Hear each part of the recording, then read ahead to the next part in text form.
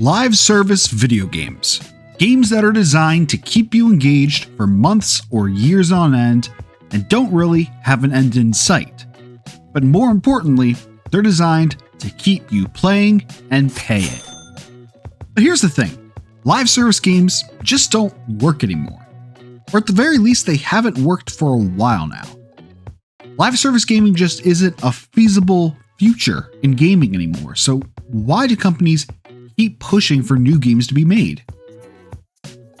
Hi, I'm Matt. I like to talk about video games, pop culture, and pretty much anything else that piques my interest. I always find it so interesting when game developers borrow ideas and elements from one another, especially when it comes to games that are really successful or renowned. For the longest time, developers wanted to be able to say that they created the next Ocarina of Time, but now everyone just wants to be able to create the next Fortnite. But if you take a look through history, there are a lot more examples that show how live service titles often fail rather than where they succeed. But every year it feels like more of these games pop up out of nowhere and end up disappearing just as fast. So today, I want to talk a little bit about why I feel that live service games just aren't the future of gaming. Now, this may sound like an old man yelling at the clouds, but I really truly feel like something just has to change. Let's start by talking about how these live service games became so popular to begin with. Because while I don't love where things currently stand, this wasn't always the case. I'm actually a fan of some live service and multiplayer titles, and think that there is a place for them. While it feels like so many live service games fail, there are a few success stories that really should be noted. Successes like World of Warcraft, Team Fortress 2, Call of Duty's and Halo 2's multiplayer, and League of Legends are examples of ways that the live service model has worked in the past. But none of these success stories are quite as big as Fortnite, a game that completely reinvented itself into the battle royale phenomenon that we now know today. And as more updates and cosmetics were added, the more others started to take notice and tried to replicate its success. And in some cases, it actually worked. Games like Call of Duty Warzone, PUBG, and Apex Legends all were successful and still have a thriving audience today. The problem is that for most live service games, they rarely, if ever, feel like a complete experience. So many of these titles are released for the sake of getting it into this market, and very few ever feel like they have a true ending. They just kind of end. All the money and time you invested into them, eventually, you'll have nothing to show for it. All those Fortnite skins that you spent your hard-earned V-Bucks on, they're eventually going to go away. Unless these games evolve and expand into something later in its life, all of that work, all of that money will be for nothing. And that's if the game actually ever gets to see an ending. More likely than not, live service games just sort of end with no big final push or update. No grand finale, no big event, just a bunch of servers that go offline and never get turned back on. And there are plenty of examples of that happening, especially in recent years. Let's start with the big release that came from one of the big three console manufacturers, Sony, that ended up being one of the most notable live service failures, Concord. Developed by Firewalk Studios, this game had people feeling really mixed from the very beginning. So when it was announced that it would cost $40, it lost any momentum it had behind it. It was just a very generic, run-of-the-mill 5v5 Guardians of the Galaxy ripoff that never had a chance to really land in a target audience. A $40 game that had a lot of similarities with other games that were all free, it was just doomed to fail from the start. This game ended up costing Sony upwards of around $400 million. So when it didn't succeed almost immediately, it not only got shut down, but it shut down Firewalk Studios altogether. And this may feel like a one-off issue, hundreds of employees all losing their jobs because Sony poorly pushed their game. But you'd be wrong, because it's been very clear that Sony is doubling down on live service games in this generation. PlayStation was trying to restructure how they were doing things, and they were banking on PvP and PvE games to really just bring in a lot of income. They committed to 10 live service games by the end of 2026, and well, if you're paying attention to your calendars, they're starting to run out of time on that one. They've had so many titles that were in production for years that just never came out. God of War was supposed to have a live service title coming from Bluepoint, but that got canceled last year. A Spider-Man live service game from Insomniac was in progress for years before getting canceled. Naughty Dog was working on a live service Last of Us multiplayer game, but that too got the boot. Do you see a trend? All of these studios who made some of the best games from the PS4 and PS5 generations were all at some point forced to work on these live service games that just never saw the light of day. But thank God that we're getting a Horizon live service game, because I'm sure that that's something that's going to last for years and years to come, right? Of course, Sony wasn't the only one to experience a flop like this in the live service field. From Wildlight Entertainment, along with the team that brought us games like Apex Legends, another live service game, and Titanfall, comes Highguard. Or maybe I should say came Highguard, because just like Concord, you guessed it, this game got the plug pulled on it almost immediately. A free-to-play game, it peaked at 97,000 concurrent players. Highguard had issues from the moment it was unveiled at the Game Awards 2025, only to go completely radio silent outside of a small beta test after unveiling the game. Of course, the poor reviews the game got upon release certainly didn't help its case. Highguard released into a very saturated market, and nothing was done to really show off what made it different. It's a game that really needed time to find its footing, but it never got the chance. The closing of Highguard wasn't really too big of a shock. The writing was kind of on the wall. The game closed March 12th, only 45 days after its launch. This isn't necessarily Wildlight's fault. This is a harsh marketplace to be entering into. For every Arc Raiders, there's a Skull and Bones. For every Marvel Rivals, there's a Foam Stars. For every Fortnite, there's a Suicide Squad.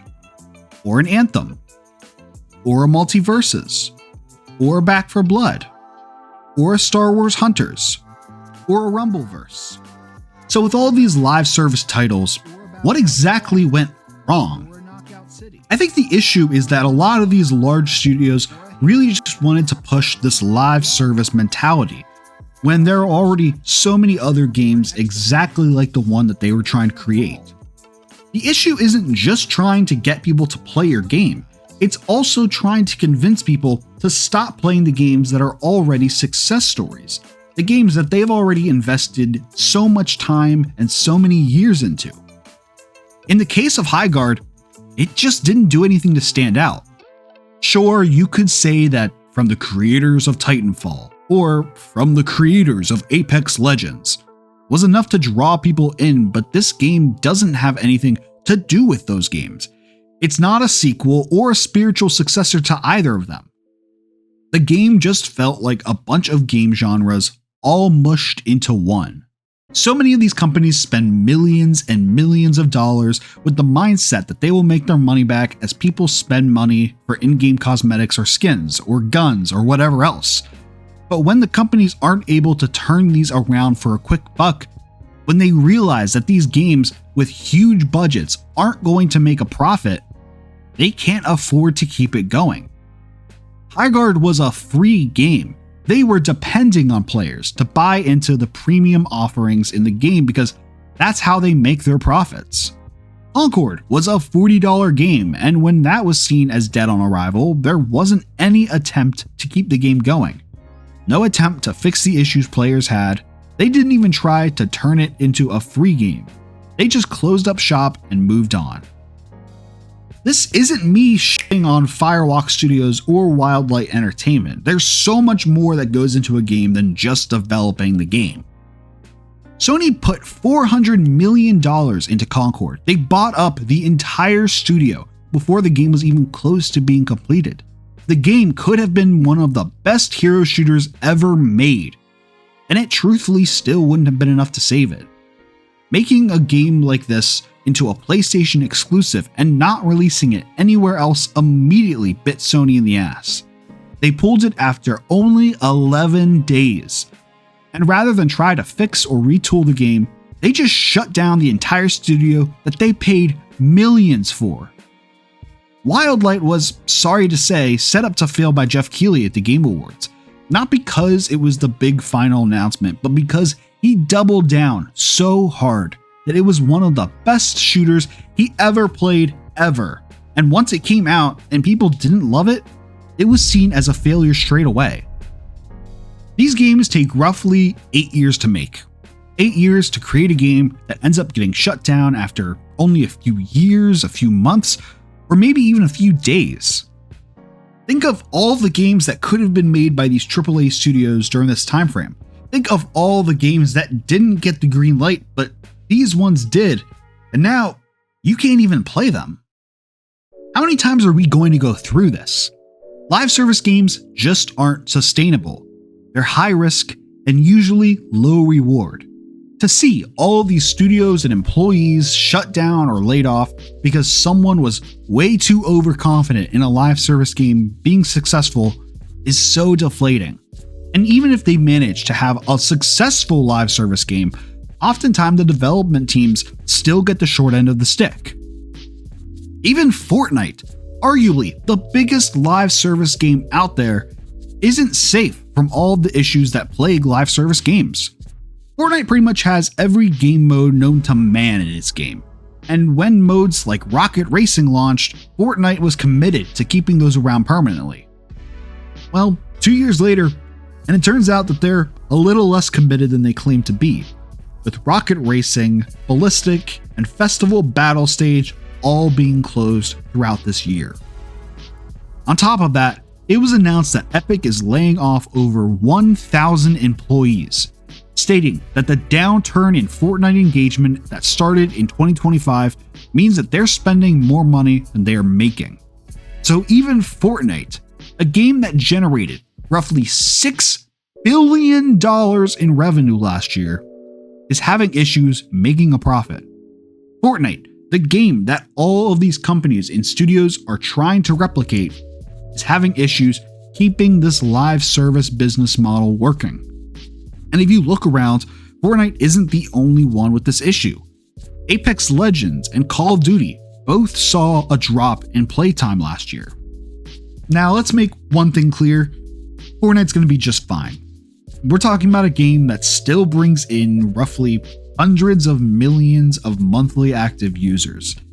It's not going away anytime soon. But in a market that is so oversaturated, we're starting to see that even the top dogs in the space are starting to have a few cracks in the foundation. So what does all of this mean? All these live service games that come and go, all this money that's thrown into the development process but not really ever brought back in return, what does this mean for the future of gaming? Honestly, I don't really know. It's entirely possible that maybe some of these games have reached a ceiling, or maybe the fan base that they've relied on for so long throughout all of these years are starting to grow out of them.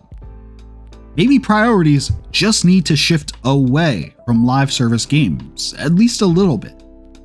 What I hope these companies take away from their failing games is that people don't want or need another Fortnite. We don't need another PUBG.